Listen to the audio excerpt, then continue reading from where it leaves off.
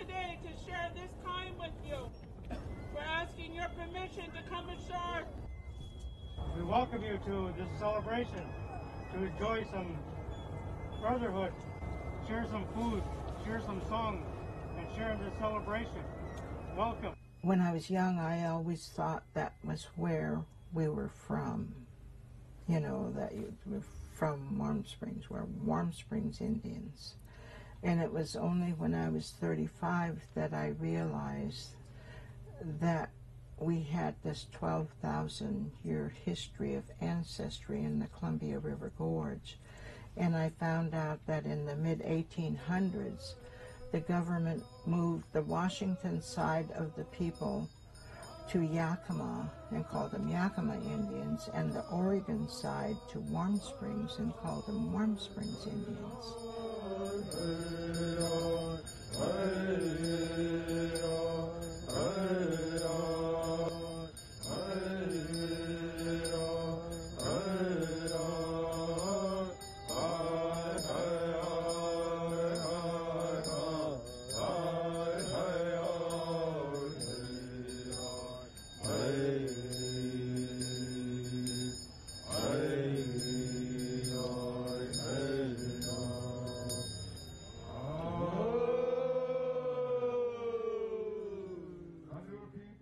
The people of the Warm Spring tribes have lived south of the Columbia River and east of the Cascade Mountains in Oregon for thousands of years. Many still speak their native languages and observe ancient tribal customs.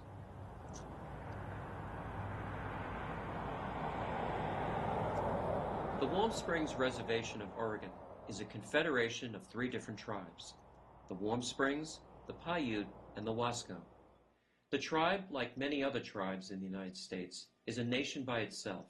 It has a special relationship with the federal government. That relationship was formalized in a treaty, really like an international treaty, just like the treaties between the United States and Britain and France and other countries. Well, the treaty making era for the Northwest was in the 1850s. So all the treaties in Washington, Oregon, and Idaho predate statehood of Washington, Oregon, and Idaho. In the case of Warm Springs, the treaty was negotiated and signed between tribal representatives and federal representatives in 1855. All the boundaries are in treaties from the Columbia River down the Cascades, down to the 44th parallel below Bend.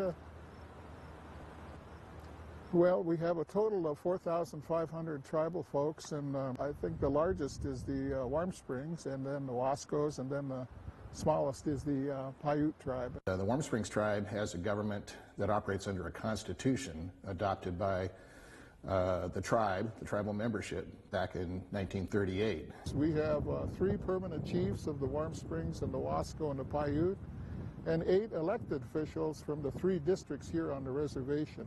These chiefs and elected officials form the Tribal Council. And so the Tribal Council is the ultimate authority in terms of making laws and governing the reservation.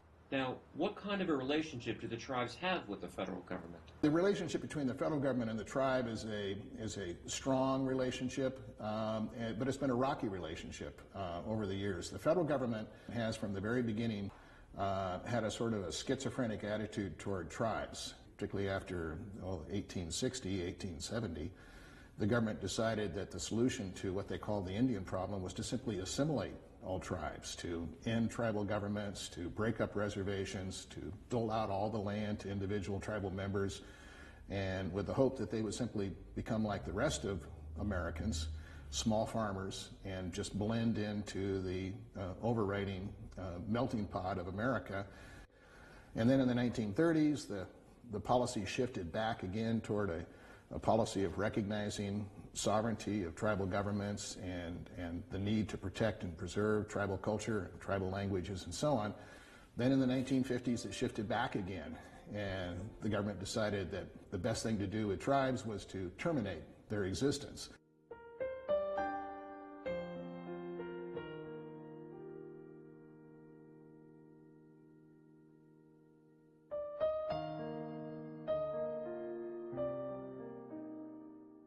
They wanted us to assimilate into the society, so we'd all be speaking English. They took the children away from the families and put them into boarding schools. I went to school there since I was 8 years old, and they sent us through the line. And I whistled my horse come running down from the canyon, and I got on my horse and went home. I wasn't about to take all that beating for nothing, speaking my own language. And they caught up on me next day, and they brought me back down, and I threatened them in Wasco. They didn't know what I was talking about. My grandma told me they will understand you and they'll really whip you. I told her I don't care. So I'll get my rifle out and I'll start shooting them. Our boarding school experience wasn't a really good experience for us, but it was a schooling that the United States built. When the treaty was made, they said one of the things they'll provide for us was education. So the policy today is supposed to be one of recognition of tribal governments and a federal policy of promotion of self-determination and the sovereign right of tribes to govern themselves, govern their territory, govern their people. The tribes gathered to celebrate Oregon's 150th birthday at the Celilo Village. The Celilo Village stands in the site of the Celilo Falls. The falls, for centuries, have been a special place for the tribes living in the Pacific Northwest.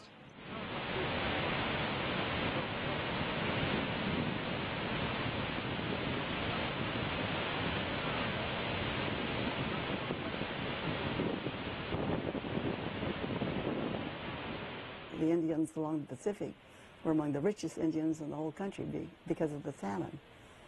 And the old saying, you can walk across the Columbia on the backs of the salmon, was true then, but however, it's not now. The Columbia River historically has been maybe the world's greatest salmon stream. Of course, a huge river that originates in Canada and drains parts of British Columbia, and, Washington, and Idaho, and Montana, and even into Nevada, and of course in Oregon as well. And all of these streams prior to the dams were salmon-bearing streams, all sorts of salmon species, Chinook salmon, sockeye salmon, coho salmon, so on and so forth, and different species of Chinook salmon, summer Chinook, spring run, fall run, and so on. And Celilo, because it was fairly low down in the system on the main stem of the Columbia River, virtually all of those runs of fish, passed over Celilo Falls on their return to their spawning grounds. People from all over came. The people from the east would come and trade buffalo hides, buffalo teepees for our dried salmon. And they would come from the south to bring their shells and feathers to trade for our salmon. They would come from up north to trade their wood carvings, and it was just an amazing trading site. I think it was one of the largest, second or third largest trading area in the world. This portion of the river was considered the Jerusalem for the Pacific Northwest. It was a sacred gatherings place. But then the proposal was made to build a dam at the Dalles, and it was clear that the effect of building the Dalles Dam was going to be to inundate and flood and destroy the Celilo fishery.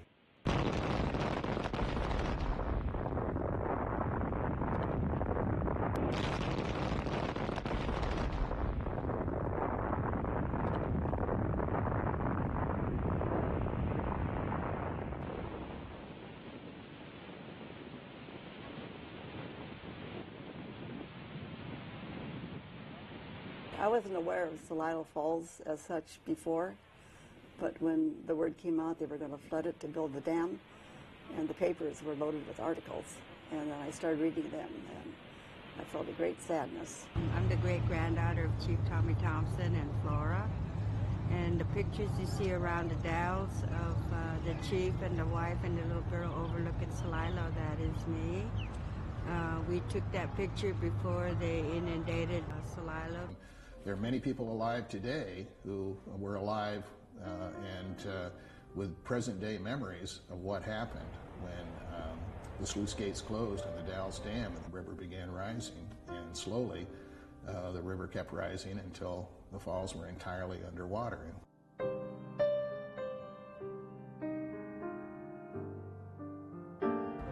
But we still have a lot of people that are still sad about it, even though it's been gone more than 50 years.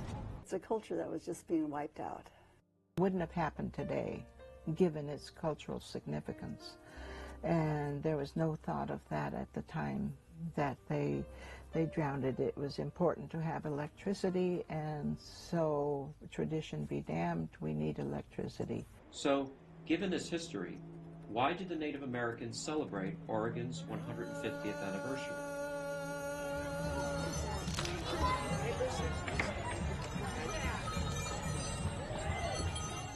The Native Americans want to celebrate the 150th anniversary of Oregon to let the Oregonians know that we're still here after 12,000 years. 150th birthday celebration, and all of us as Indian people are doing well. We are here, we're not going anywhere, and we're celebrating as we do in Indian country.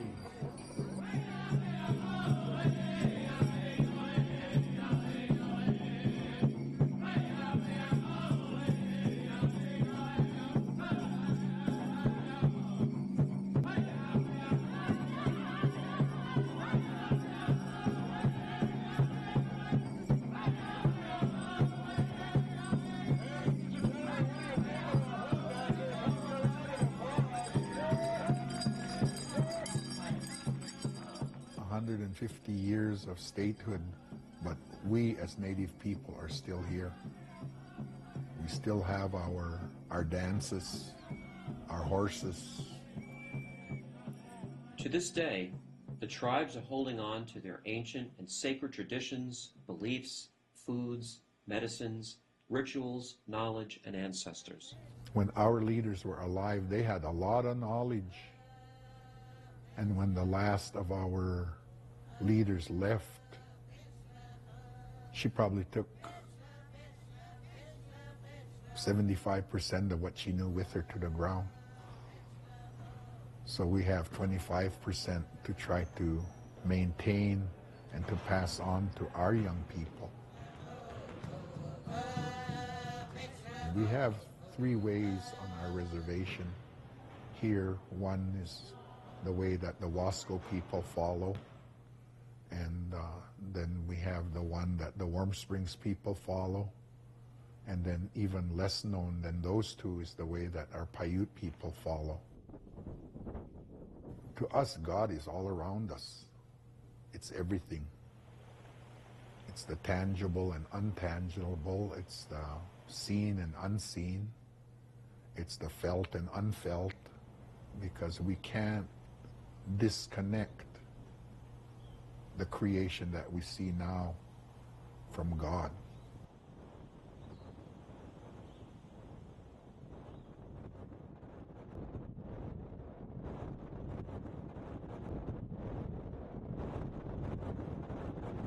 You know, the land itself, the mountains, there are beings on their own, the snow, the water, the trees. They're there whether you're there or not. You're just a visitor. You're in their house. You go out there, those animals, they live there every single day of their lives. They're born there, they die there. God made everything out there. And that small, fundamental reality, I think, is the key for me. The land and us as people are one. And so when we go and gather our foods, it's for our sustenance as well as our spiritual well-being.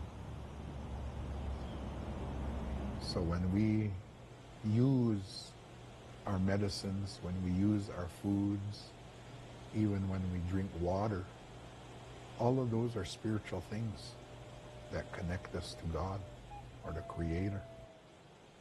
The people of the Warm Springs tribe are deeply spiritual people. They recognize God everywhere.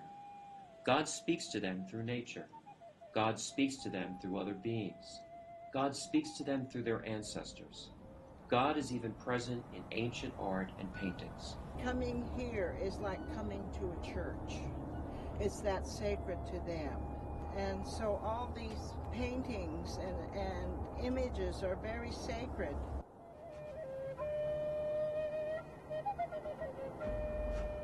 She Who Watches is a pictograph that overlooked the village where my great-great-grandmother lived. And the village is now under the Dalles Dam's floodwaters.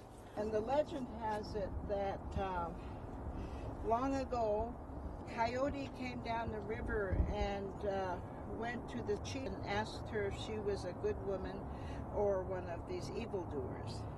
And she says, "Why do you ask?" And Coyote said, changes are going to happen. People of different color are going to come and change the world. How will you watch over them? And then it was at that time that Coyote changed her to a rock so she could forever watch people. My life had completely changed when I'd seen this image. Yes. And it just seemed to give me a sense of power that no one can take away. Every time I do this image, I try to do it the best I can to honor her and to honor the ancestors that have lived here for over 12,000 years.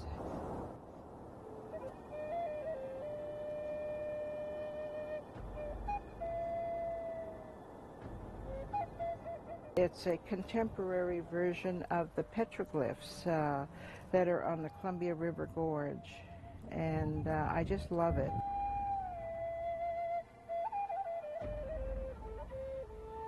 We've never been gone, and people don't know that, you know. We've been here for over 12,000 years, maybe more, and we're still here, we're still creating, and it's just a blessing to be able to recreate my ancestors' images.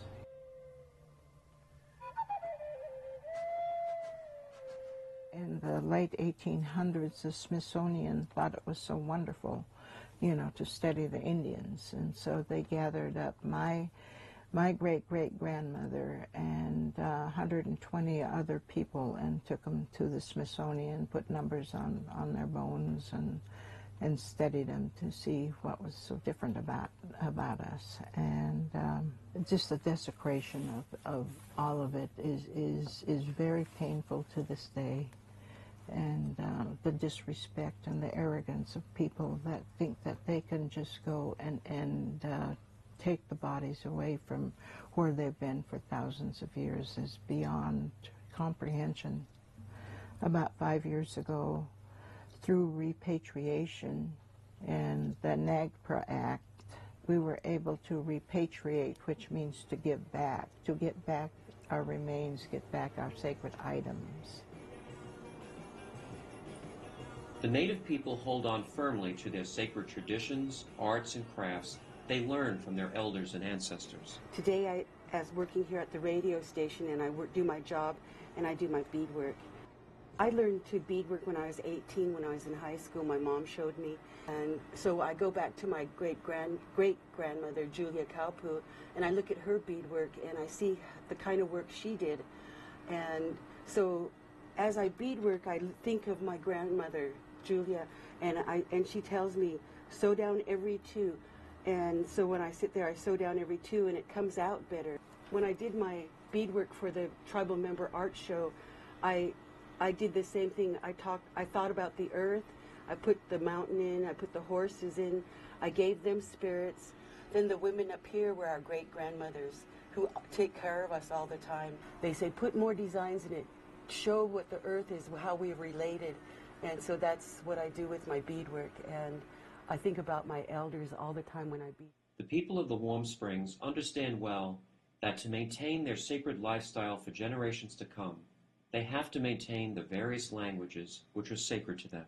If you are interested in learning your native language, contact the language program for dates and times of classes. Listen each hour for language lessons on Warm Springs Community Radio, 91.9 FM, KWSO. Tina, Bishet, Our Father, bless us good this day. We're going root digging. What we try and do is insert each hour some language lessons, some phrases. Chalakshi, that's Chalakshi, Chalakshi tawas, halter. So that's how our dictionary is. Chow iwa chna winch. We're actually saying the man isn't here. The Creator put this in our forefathers' hearts and minds to be who we are today. And so we need to just get serious about learning.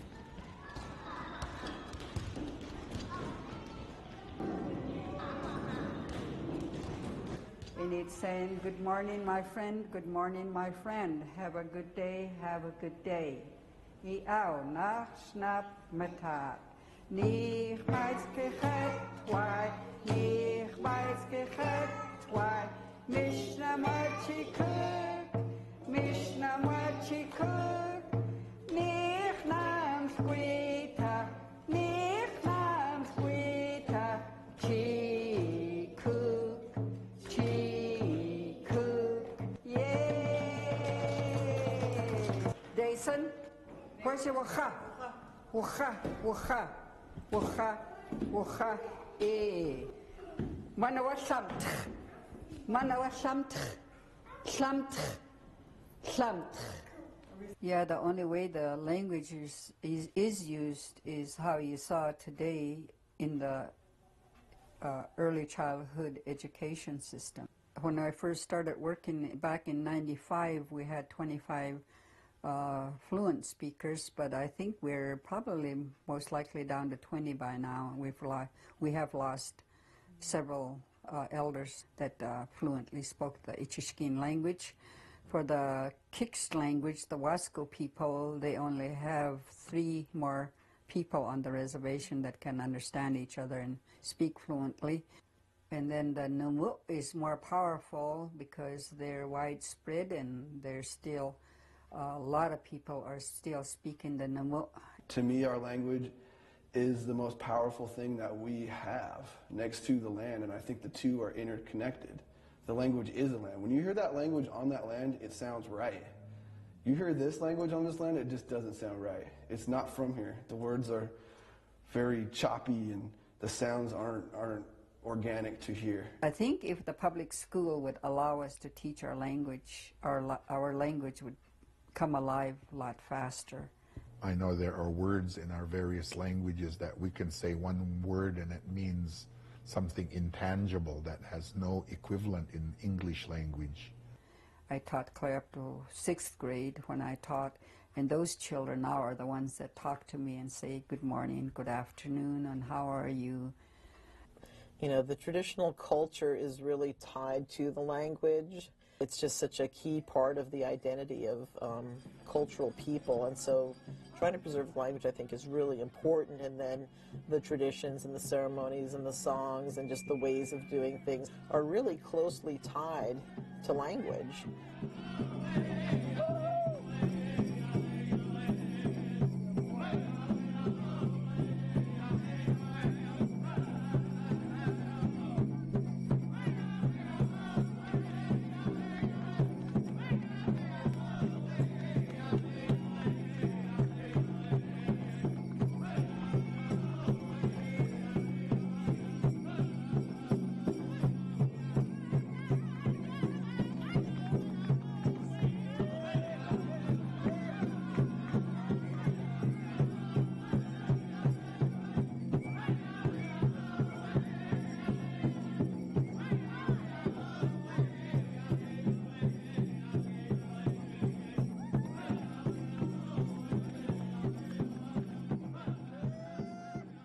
You look at the land and it's amazing. And I think as the days went by, I just kept being blown away by who we are. You know, it's like, I can't believe I'm from this place that's so special, so amazing, you know, has so much knowledge, has so much beauty, has so much understanding. And as a tribal person, your culture will come knocking. It's in your bones, you know. You can't leave. I couldn't leave Warm Springs. I could run all the way around the world and I would still be a tribal member of Warm Springs. As part of that invitation, there was a welcoming ceremony as those people paddled their canoes into the Celilo Park, and feeding them and sharing songs and gifts and prayers. And then when they left, they had to ask permission to leave the territory, to leave the country.